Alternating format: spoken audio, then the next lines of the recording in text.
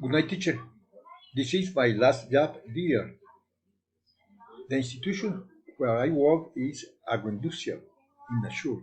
It has been thought of developing a livestock project that consists of producing chickens for sale to the community with programs that directly benefit students. It's about buying line hens for egg production as well as obtaining an incubator for 200 eggs to have around 200 chicks at least every 2 months and sell them to the same educational community.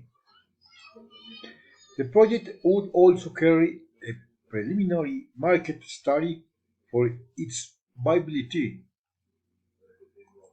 The resources to develop the project will come from the Rural Educational Project Fund with the prior approval for the Institutional Agricultural Support Committee. Thank you very much for your teachings.